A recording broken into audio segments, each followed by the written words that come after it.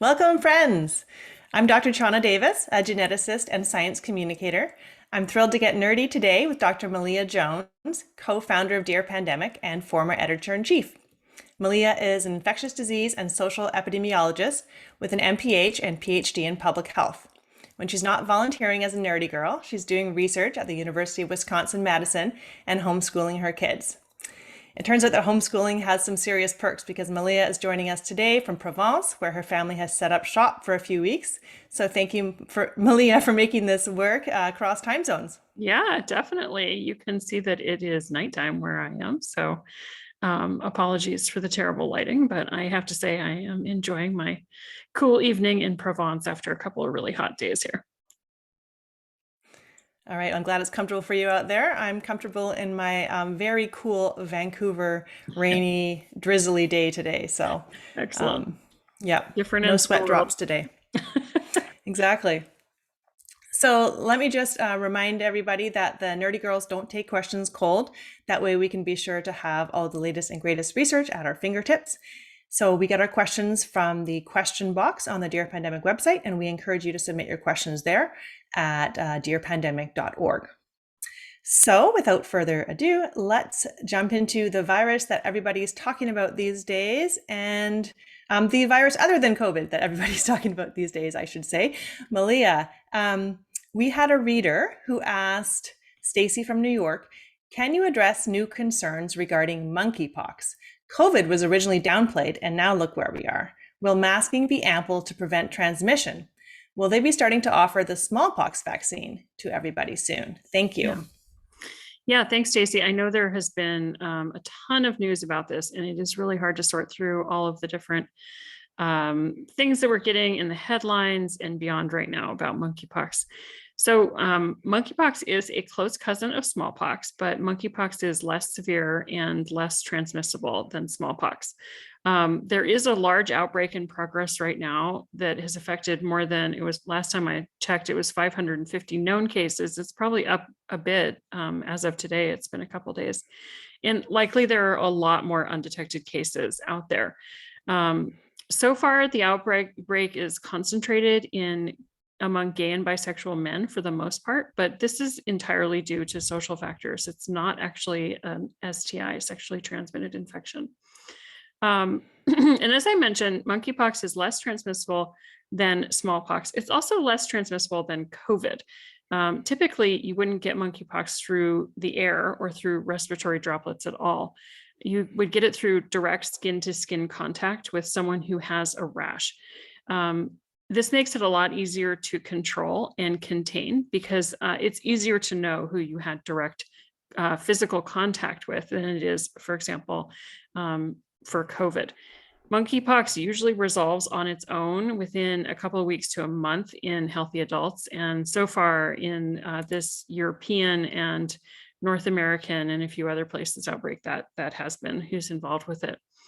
That said, I think one of the interesting things that the monkeypox outbreak really highlights is the global health inequality in infectious diseases in particular. There are countries in sub-Saharan Africa who've been struggling with monkeypox outbreaks annually for decades. For example, the Democratic Republic of Congo has had thousands of cases so far this year, including among children, and some of them have died. But only now, when this disease is affecting European countries and the Americas, Canada, and Australia, are most of us in the West even hearing about it. So there's some good news with monkeypox. It is not going to be the next pandemic. Twitter got all innocent with me for saying this out loud a couple of weeks ago, but I stand by it. Monkeypox is just less transmissible than COVID. It's not a new disease, which is one of really the prerequisites for something to become pandemic. And also there's a vaccine for it. So the smallpox vaccine is effective for monkeypox, although if you're under about age 55, you probably haven't had the smallpox vaccine. There is a newer vaccine that's approved to prevent both smallpox and monkeypox. And the US actually stockpiles this vaccine. It's already been released to likely contacts of people who've been diagnosed with monkeypox and people who have high occupational risk. So people who are treating monkeypox patients, for example. So in terms of what to expect next, there will likely be a lot more cases before this outbreak is resolved. It might even become endemic in a lot of new places, which is to say that there might be regular cases of monkeypox found. But I'm not too worried that this is going to become a global threat to human health. It just doesn't really have the potential to become pandemic in the same way that something like a new flu strain or like COVID. Mhm. Yeah, the high transmissibility of COVID combined with the asymptomatic transmission in particular really makes it hard to contain. That's right. Yeah. And with monkeypox, the contagious period is when you have a rash. And so, if you do have a rash, even if you aren't in that high risk population right now, definitely contact your healthcare provider because, that's one of the keys to containing the outbreak is to figure out everybody who has monkeypox and then do some really careful contact tracing to figure out who may have been exposed. Mhm.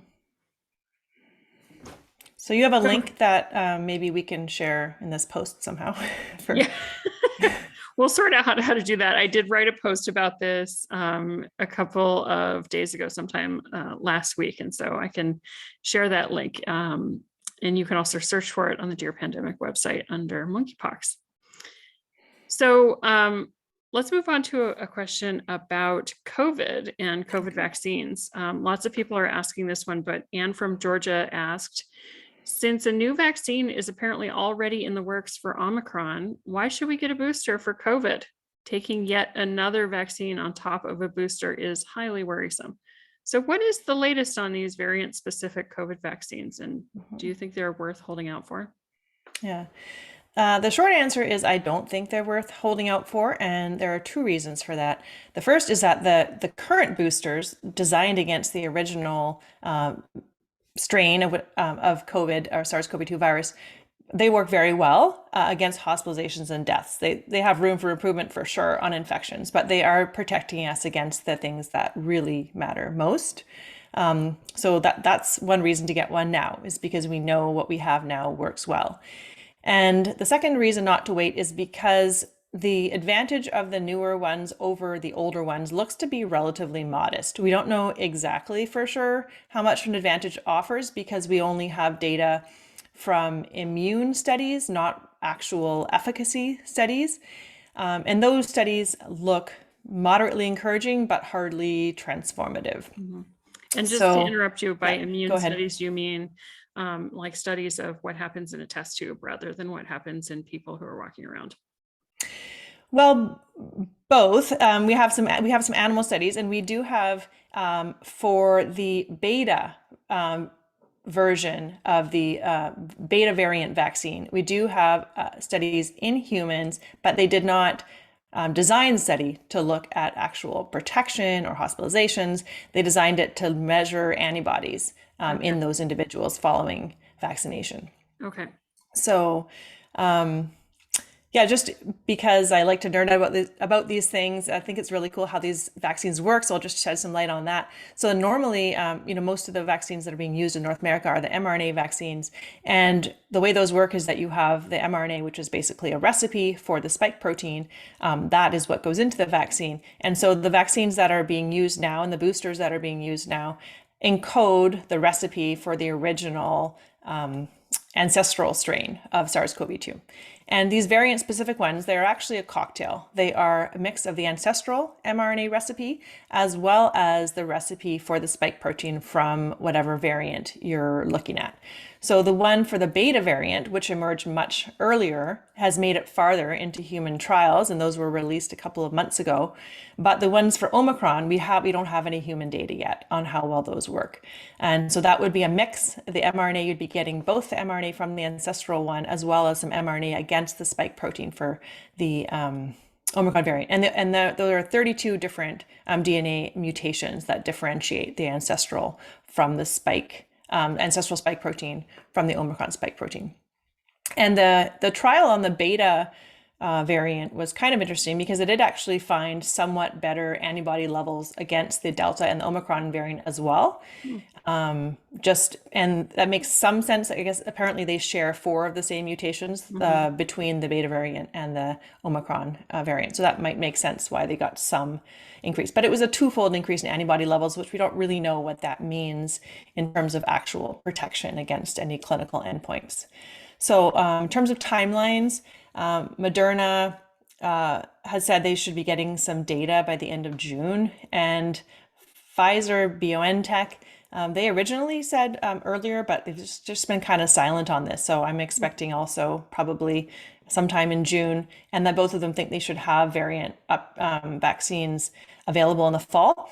But again, what we have now already works well, and we don't think it's going to be a huge difference. Don't know for sure, but we already have something very good. So that expression, a bird in the hand is worth two in the bush or something like that. Right. That's kind of the way I think about it. Yeah.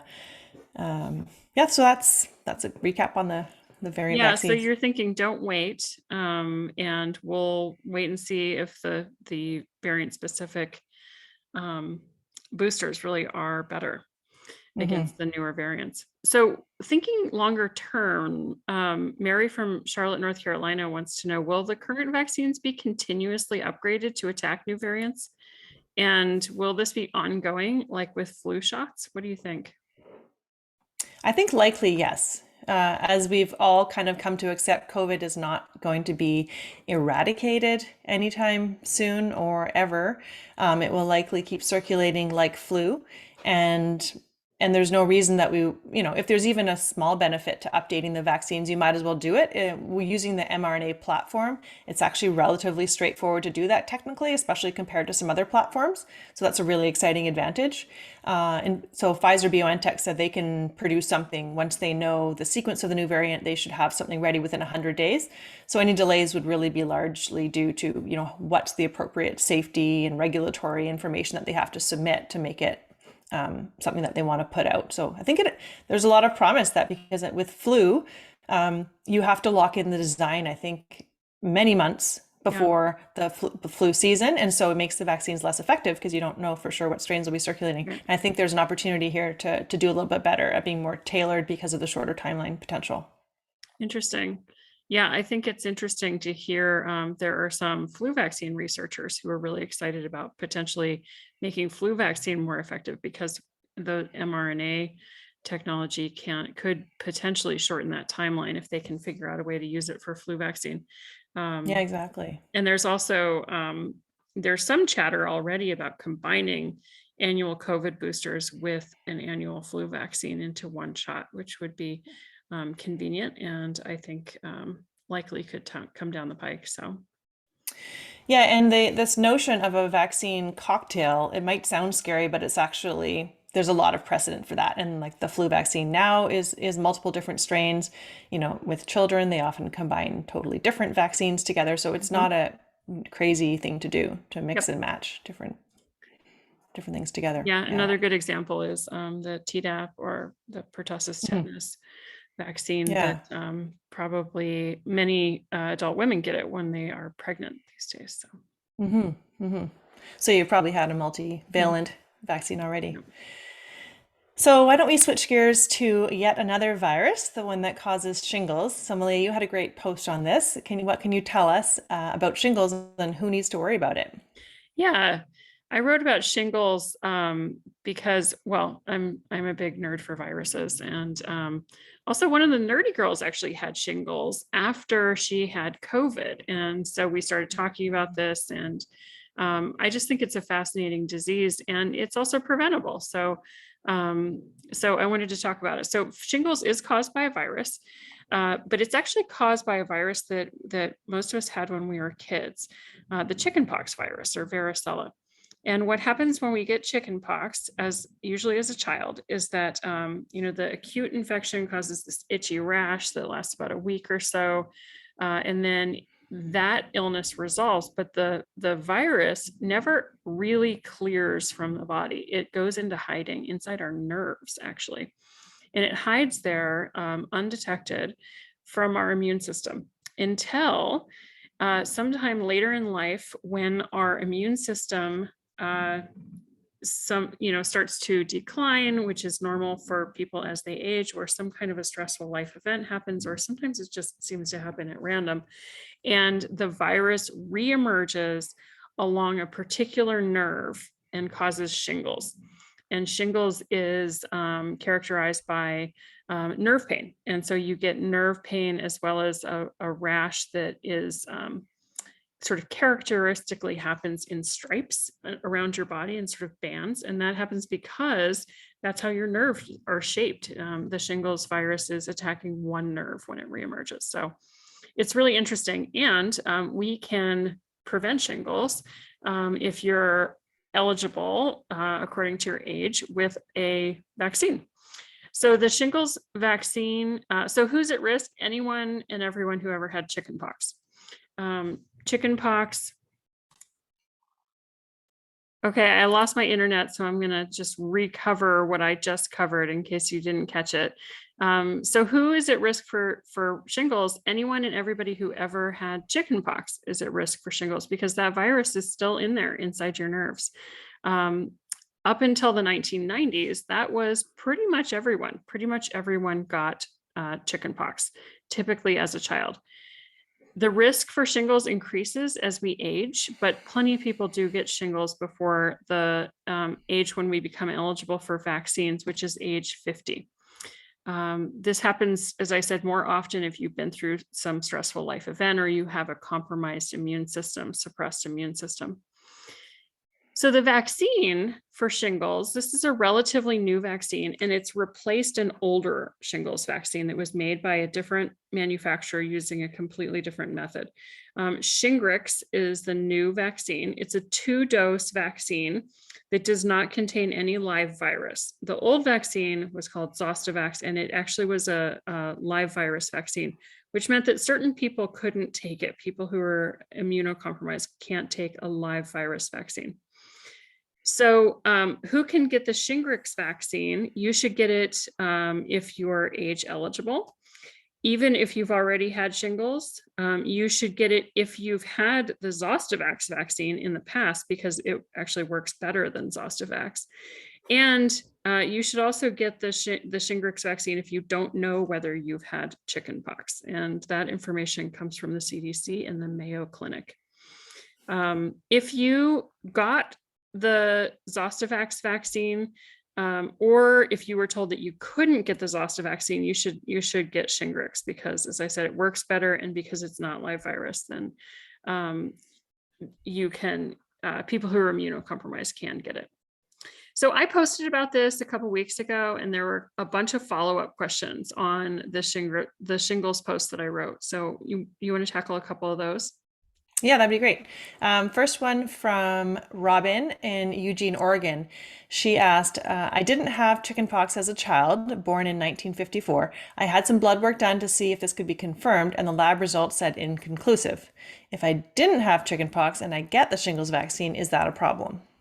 Yeah, I was really surprised how many people made comments like this on the post. So the short answer is no, it is not a problem. The longer answer is that most people really did have chickenpox, even if you don't remember it or you never had symptoms of chickenpox. Just about all of us were exposed. There is a population study that estimated that over 99% of us had chickenpox before the varicella vaccine was introduced for kids in the early 90s. Wow. But even if you are that 1 in 100 person who really didn't ever have chickenpox, it is not dangerous to get the Shingrix vaccine. I couldn't find any information about the efficacy of the Shingrix vaccine for people who never had chickenpox, because that was never under study, but it won't hurt you. So you can talk to your clinician about that. So another question, Chrissy from St. Louis asked, what are the possible side effects of the shingles vaccine? I've read that the vaccine itself is risky and can cause some nasty problems. Yeah, so there is a very small increased risk of this neurological disorder called Guillain-Barré syndrome following the Shingrix vaccine. And that risk is about 3 people in a million. Before you get too worried about that, though, I think we should consider that food poisoning is the most common linked to Guillain-Barré syndrome. Eating undercooked chicken that is infected with a particular bacterium carries a GBS risk of 1,000 in a million. Cases of GBS from vaccination are extremely rare, but they do exist. So there's that. The most common side effects from the Shinges vaccine, though, are, nothing to shake a stick at. This is not a super fun vaccine to get. They include redness, pain, tenderness, and swelling at the injection site, as well as muscle pain, joint pain, shivers, and headaches. And 17%, 1 in 5 people, reported feeling so bad that it interfered with their normal activities for 2 or 3 days after their shingles vaccine. So, I don't think we should sugarcoat it. The side effects on this one can be a little rough. You should maybe get it on a Friday and plan to stay in bed for the weekend. But I think if you have any doubts about the trade-off, it might be worth it to ask anyone who's ever had shingles, because this shingles is terrible. Its primary symptom is pain. And in some cases, that pain never goes away. You can have nerve pain for months or years, or even for life after a shingles outbreak. One of my parents' friends, I believe, just lost their eyesight from shingles. If it occurs in the nerve that serves your eye, you can go blind from it. That's rare, but it does happen. And so, there are some very nasty quote side effects of shingles itself. Yeah. So let's change gears again and talk about this study that made the news a couple of times about SIDS, or sudden infant death syndrome. So what did this recent SIDS study find? And can you talk a little bit about what the headlines had to say about this? Yeah, I'm really glad we're talking about this, because there's so much we can learn from dissecting the study and also the rounds of headlines that it prompted. So sudden infant death syndrome is just an absolutely horrible tragedy. And it's wonderful that, there's interesting leads and some progress being made here, but it's so important to not over promise what we find, even as much as we desperately want to have answers and less uncertainty. So what we're talking about here is a study that hit the news. It was mid-March, and there were headlines touting a breakthrough, a potential cure, a potential test. And the study was led by Carmel Harrington, a sleep researcher in Australia, and she had actually lost a child to SIDS decades earlier, and was obviously very passionate about this disease. And so I think it really was sort of thinking back to why did this story get so much traction. I think that's certainly part of it. So there was a round of excitement around this potential breakthrough finding, but then there was a round of headlines and discussions about why that initial excitement was really overly hyped, and we needed to reel back and be more realistic about what we still need to learn here. So what the study actually did is they used the dried blood spots that are collected routinely in the first few days after birth, and they measured a particular protein activity in there, something called butyrylcholinesterase. And they found that the infants who had died from SIDS had slightly lower levels of activity of that protein than their control groups. And they had a couple of different controls they were comparing it to. So, and they had an interesting mechanism here about why lower levels of this particular protein, butyrylcholinesterase, might actually make sense. And their theory was that this protein was involved in a sort of an automatic reflex that's supposed to happen when infants are sleeping and they encounter some sort of adverse environment of maybe high CO2 levels or something adverse in the environment that they're sleeping in, and they're supposed to kind of startle and wake up. And this protein might be involved in it. So they had an interesting potential mechanism why lower levels of this protein might be concerning.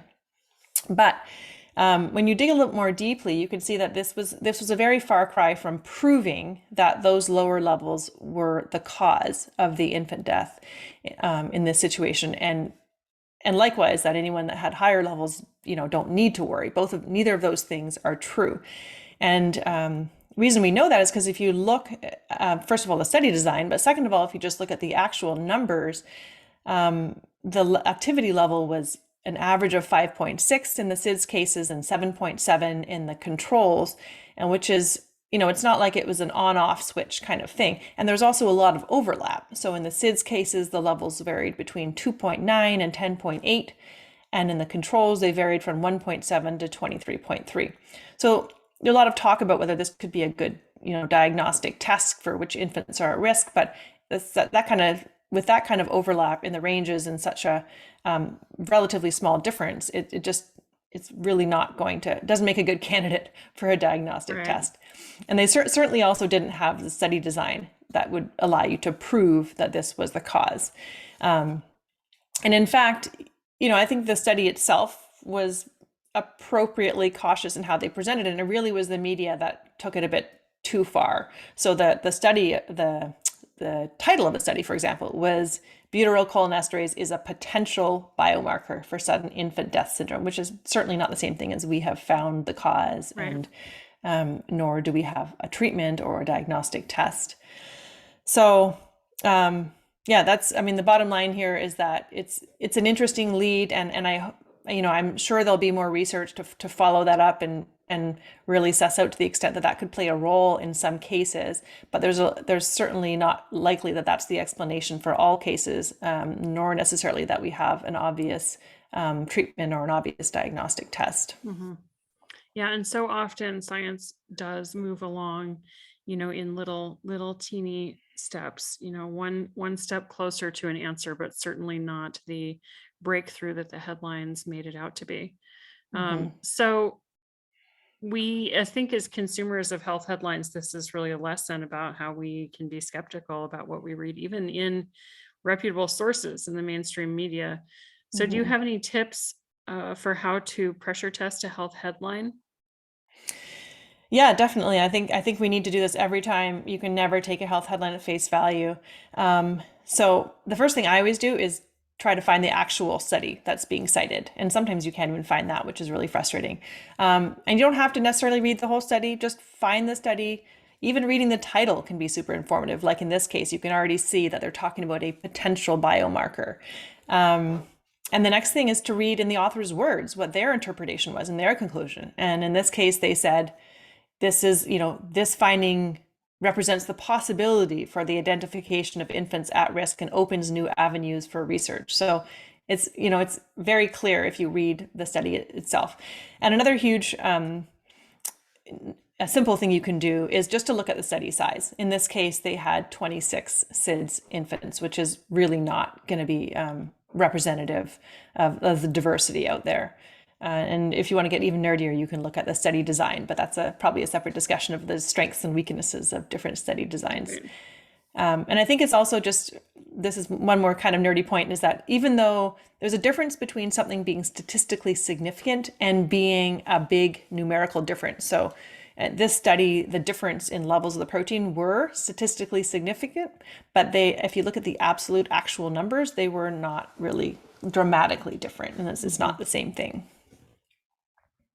Okay, thanks for that. So we have some speed round questions here because we got a number of things that I think we can tackle pretty quickly. So yes, let's do that. Yeah, let's do it. Okay, I'll shoot you one first. So what is going on with boosters in kids? Are they safe? Are they effective? And do you plan to get one? Yes. Yes, and yes. They released that booster for kids ages 5 to 11, which, as you know, that's the age group my kids are in, the day we left the country. And it's not available yet here in France. But as soon as we get back to the States, we will definitely be getting both of the kids boosted. I think it's helpful here to think about how effective is the booster as compared to the original 2 shots. In an ideal world, if we had all the time we wanted to design the COVID vaccines, they, in all likelihood, dose 1 and dose 2 would have been separated by several months anyway. We didn't have time for that. It was tested with as short an interval between dose 1 and dose 2 as the scientists who designed it thought could possibly work, right? And so I think we can almost think of the booster as the second important part of the series of shots. And I imagine that down the line, as we kind of settle into COVID vaccines being a part of the normal vaccine series that we will all have to get, we probably will see a longer interval come out between dose 1 and dose 2. For now, we have this longer interval between the initial 2 doses and the booster shot, and it is really important for kids to get the booster. And yeah, we definitely do plan to get one. All right. So question 2. You also asked me about safety. Oh, yes. Safety passed with flying colors. There was no major indicator of any kind of safety problem with the boosters for kids. Awesome. I plan to boost my kids as well, even though we all had Omicron in January, but it's been 6 months. So I think that would be a good top up for us. Yep, I think so too. And actually that's one of our speed round questions. We'll tackle that one in just a minute. Okay. So update on vaccine for little ones. Yes, it's finally coming. The FDA has scheduled the meeting. They're going to meet on June 16th and talk about definitely the Pfizer vaccine. It seems like maybe even also the Moderna vaccine, but we'll have to wait and see. They haven't actually released the agenda yet. But talk about those vaccines for kids who are 6 months through up until age 5. And they, as you remember, for this age group, the 2-dose series didn't produce the results that they were hoping for, so they had to go back and do a 3rd dose. And so that's what they'll be talking about. And we do expect it to be a 3-dose vaccine for this age group. So yeah, it's finally on the way. All right. Been a long wait. All right. So question for you. Okay. Should I wait before I get my booster? I'm going to answer again with that expression, a bird in the hand is worth 2 in the bush. We know COVID is still circulating, so why not protect yourself now? We don't know what the fall holds and if it will be better or worse or whatever. So I'm not holding out with trying to sort of optimize and sort of play the stock market with that one. Right. And what about for kids? Jesse in Virginia asks, should healthy kids get their 3rd dose now, even if we expect them to have a big surge in the fall when they go back to school? Yeah. We just don't know for sure what's going to happen in the fall. And we do know that there's COVID's still going to be around in the next few months. So I don't plan to wait. I just plan to do it at the right time when there's been enough of a gap since the last dose. Yeah. I agree with that. And as I said, circling back to this boosters for kids being effective, you can think of it as the rest of the vaccine that they needed in the first place, because we do need that gap in order to get the really optimal immune response. So let's see, do we want to do, we have like 2 potential speed round questions left, but I feel like we're short on time. What do you think? Yeah, let's just do them. I'll be quick with this one. Okay. So, if you were vaxxed and boosted in the fall, then got COVID, do you wait for your 2nd booster shot? How long? Yep. So this one's all over the question box, so I did want to answer it. I asked our resident nerdy girl nurse practitioner, Dr. Ashley Ritter, this question, and she said her advice to her own patients, many of whom are in high risk categories, is to get their 2nd booster between 30 and 90 days out from having COVID, but not more, because it's safe as soon as you're no longer infectious to get that 2nd booster.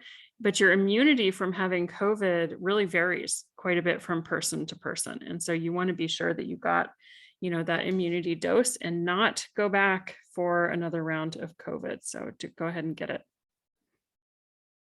All right. And then last one, Helen from California would like to know, on her rapid test, I'm going to ask the rapid test queen, does a thick test line mean your viral load is heavy, and a thin or faint test line mean low viral load?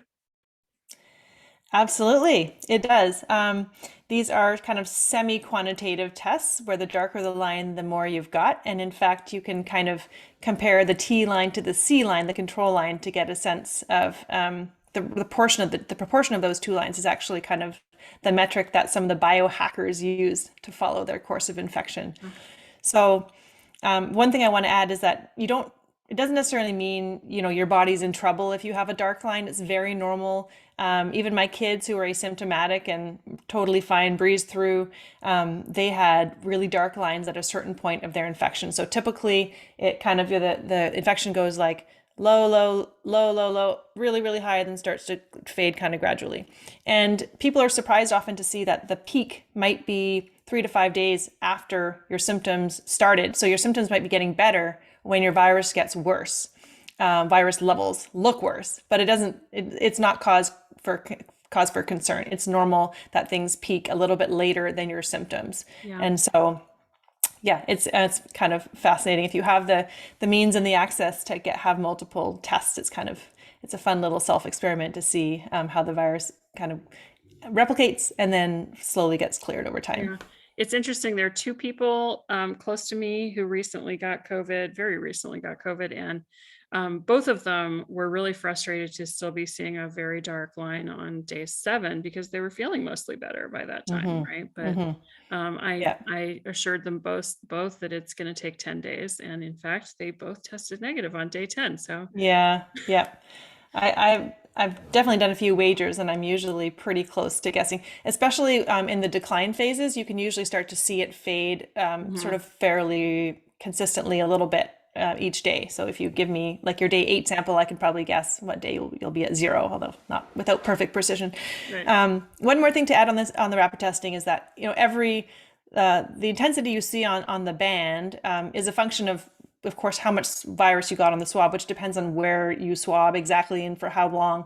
And so it's by no means a perfect measure. You could swab yourself twice, 5 minutes apart, and get different band intensities just because you got a slightly different sample. So there's a lot of different sampling variation. So just keep that in mind, why Yeah, it's not a perfect experiment. right.